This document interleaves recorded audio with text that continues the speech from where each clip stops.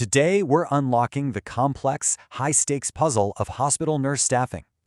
So why does it matter so much? It's a critical balancing act in every hospital, every single day. Let's get right to it. The most critical point, proper staffing literally saves lives. And you know what? It's a total win-win. It helps patients and keeps nurses from burning out.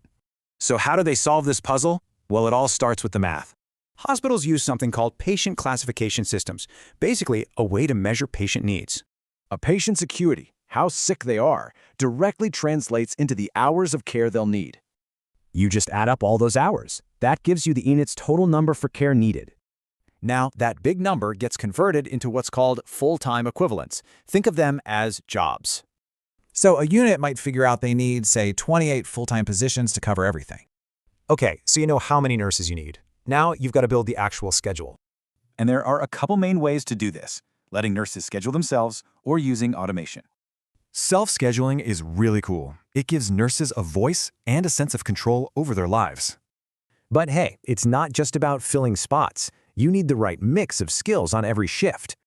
This is what's called the staffing mix. It's about matching the right skills to patient needs. For example, a unit might want more RNs because they handle the more complex patient assessments.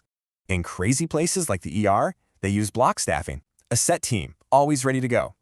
But perfect plans don't always survive reality, right? A nurse calls in sick, a crisis hits. So what happens then? You need a backup plan. That's where supplemental staffing comes in. You can either pull from an internal float pool or hire temporary staff from an outside agency. So, what's the secret sauce? It's a mix of data, smart strategy, and being super flexible. Looking ahead, could new tech actually predict staffing needs before they even happen? Now